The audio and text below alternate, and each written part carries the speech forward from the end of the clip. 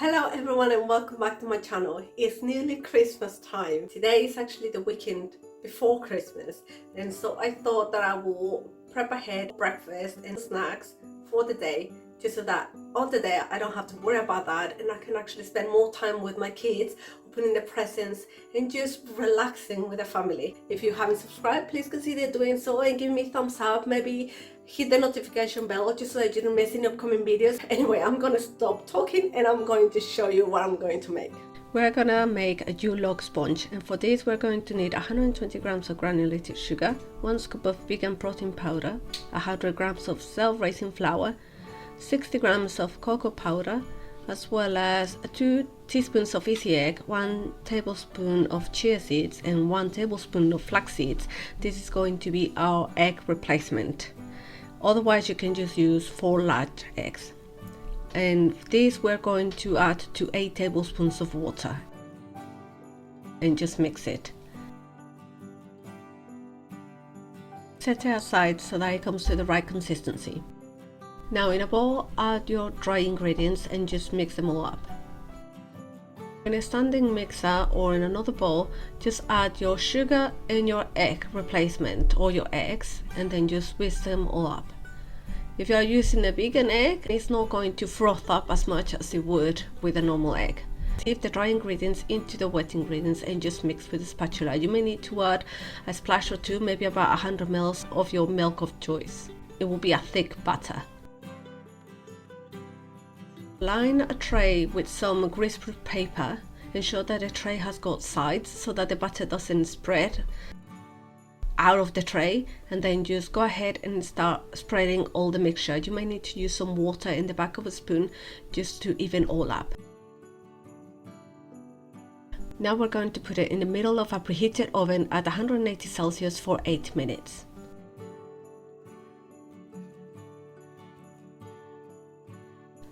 Once it's done, take it out and let it cool down. It will be firm to the touch.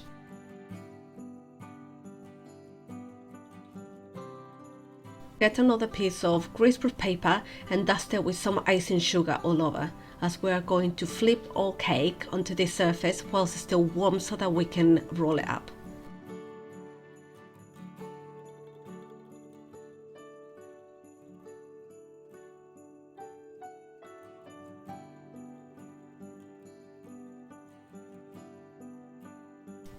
Now start rolling at the short edge, ensuring that you leave the greaseproof paper inside so that the cake doesn't stick to itself. You just want it to roll all the way up and leave the seam at the bottom to ensure that it is easier to fold again to roll into the log once it's cooled down.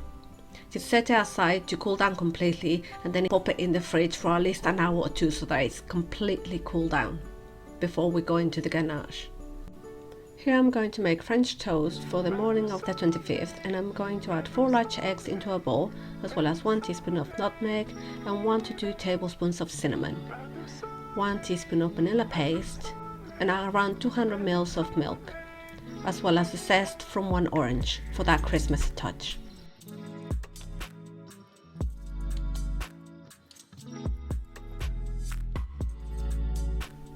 Now whisk them all up.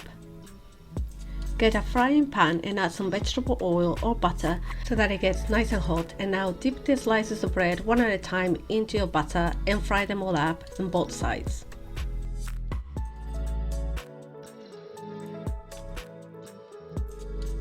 Once all the batch is done, set it aside to cool down completely. Then I am transferring them into the same bread bag, but you can use whichever freezer bag or container you feel comfortable with, as they will go in the freezer. The day before, take them out to thaw in the fridge, and then just pop them in the oven for around 10 to 15 minutes at 150 Celsius. I'm gonna make popcorn just for a snack, and for this I'm going to use popping corn, olive oil or butter, the measuring cup that comes with the Instant Pot, 1 lid, and salt or seasoning of your choice. Turn the pot on the saute option, and when it displays hot, you can then add salt and your kernels. Use a silicone brush to move the kernels about, which will help for all of them to get coated in the oil, but you cannot shake this pot. Once you can see that they are going to start popping, cover with the lid and wait until almost all of them have been popped. or you can barely hear a sound. Then turn the pot off and using oven mittens, remove the inner pot and transfer to a container. Keep repeating this step until you finish.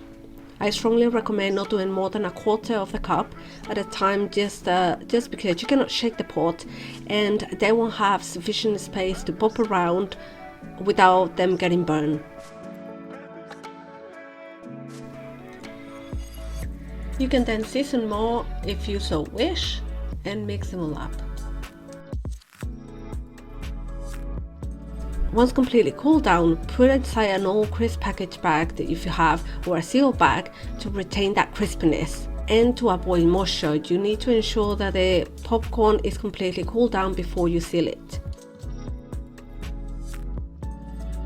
You can pinch the edges and either use a peg from your washing line or use a proper back clip just to ensure that no air goes inside. Okay, so now I have the French toast that is ready and it's just cooling down so that it's ready to be taken to the freezer.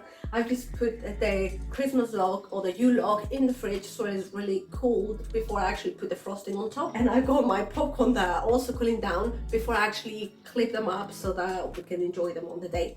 I thought that I'll share something that I found when I was doing my shopping today. It's from Starbucks. Chocolate signature I'm going to try on the day. Just once we watch a film or maybe once the kids start opening the presents. So yeah, I just thought it's actually quite handy just to have something nice and luxurious that you normally wouldn't have. To start making the Yule log filling, we can use whipped cream, or here I'm using 170 grams of vegan cream cheese, and I am going to add 3 tablespoons of icing sugar. Mix them all up and spread inside your now cooled log. I also added 3 tablespoons of warm jam, and then you are going to start rolling up again, this time without the paper inside. Just make sure that it's nice and firm and you still leave the seam underneath just so that it doesn't roll out. Cut a chunk of the end at an angle just so that you can put it as if it was a branch coming out of the log, and place it in the mat that you are going to display it in. Here I'm just using a cake board that I had from before. I just washed it down and I kept it in my cupboard, and it's what I'm going to be using today. For the chocolate ganache, put a saucepan on the stove and add 1 tin of coconut milk, or in this case I'm going to be using double cream just because my husband doesn't like the strong taste of coconut. But if you're using coconut milk, then you can just put the tin in the fridge overnight and then only use the fat part of this. I'm using 300 ml of the double cream, and once it comes to blood temperature, that is not too hot that you cannot touch it, but it's also not cold that you can still feel the cold milk around you or cream around you, then you can turn it off and add your chocolate, which in this case will be about 300 grams of dark chocolate or any combination of chocolate that you like, just so that it can melt away. Once it's completely melted, then set it aside to cool down at room temperature and then pop it in the fridge for at least an hour. Now you can use it straight after on top of your log if you like. In this case, I completely forgot that you normally whip it for the recipe, but it still works. So if you don't fancy whipping, you can completely skip that step. It will turn out fine once it's cooled down. Just put the mixture on top, make the fancy pattern, and then just pop it back in the fridge to cool completely down. I left it overnight and this is how it looks. Now you can decorate it with some holly if you like. Of course, you don't have to stick it into the ganache if you don't like it. You can just put it outside just to make it look pretty. And here it is. I hope that you enjoy it. That's it guys. I really hope that you enjoyed this video. I wish you all a lovely Christmas and I'll see you in my next video. Until then, stay strong, healthy and happy.